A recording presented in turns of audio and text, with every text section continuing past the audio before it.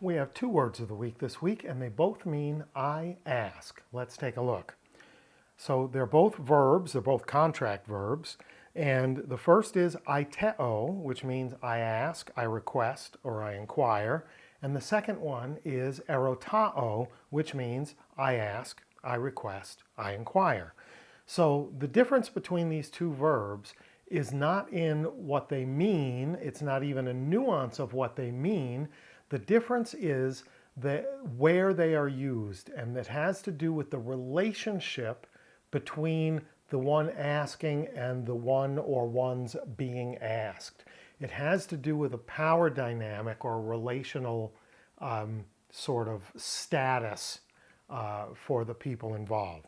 So aiteo frequently is used in an imbalanced power dynamic where one person who is at least perceived as a lesser in that circumstance or in the broader context is asking something of a greater.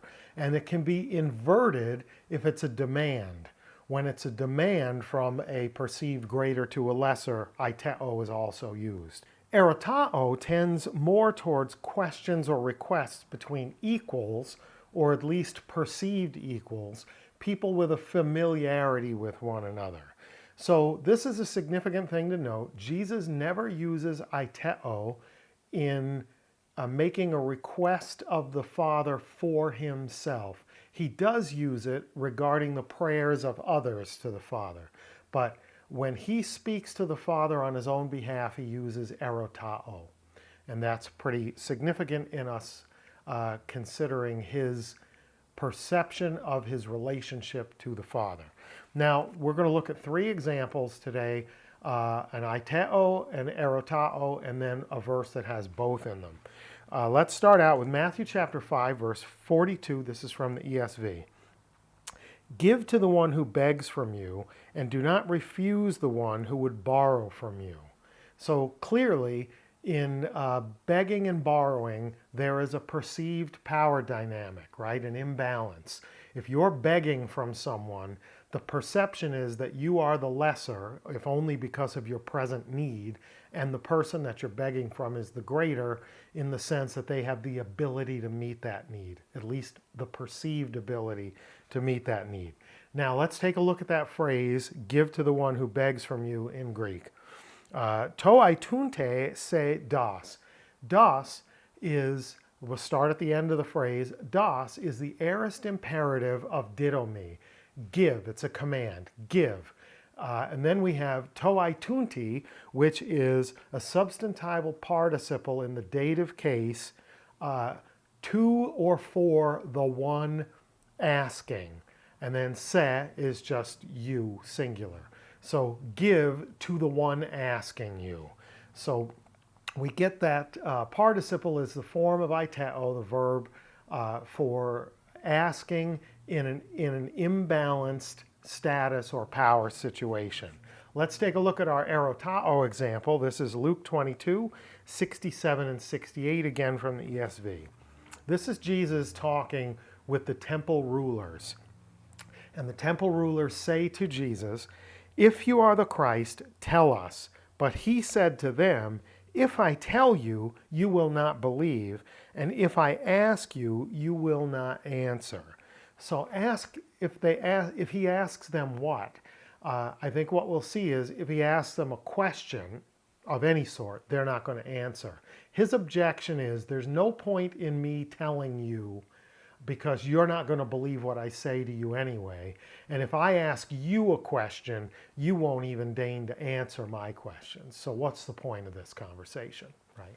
So let's take a look at, from verse 68, let's take a look at if I tell you, and if I ask you, you will not answer. Aeonday eroteso ume apokrithete. So aeonday eroteso. De is but, aeon, if. Eroteso is present active subjunctive first person singular. I should ask or I might ask. So, but if I should ask you a question, right, then the last part, ume apokrithete. Ume, double negation, emphasizes, it's an emphatic negation. You would definitely not answer. So if I were to ask you, you would definitely not answer my question. There's no point in me answering your questions because this is not, we're not operating on an equal footing here. But notice the verb choice. He uses this subjunctive form of Arrow Tao. He puts himself, while talking to the temple rulers, the temple leaders, on equal footing. He doesn't see himself as subordinate to them, although they see him as subordinate to them. His response is, linguistically at least, a statement of equality with them. To him, these are peers. These are not his superiors. And he can deny answering their question and tell them the reason is because you guys would never deign to answer my questions. Fantastic, fantastic. The last one we're going to look at is in John chapter 16. This is verse 26, and I've supplied the koine into the verse here.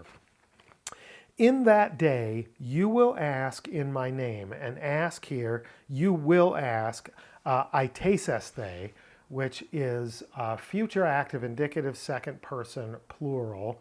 You guys will in the future ask, in that day you will ask in my name, and I do not say to you that I will ask, eroteso, future active indicative first person singular, the Father on your behalf. So do you see what he did there? When he's talking about the disciples asking the Father for something, he uses a future form of aiteo.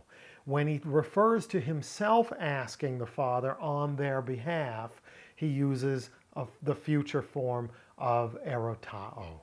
So we see the disciples to the Father, he sees subordinate to the greater, lesser to the greater, but when he talks about himself asking the Father, he uses the form that is about familiarity and or equality.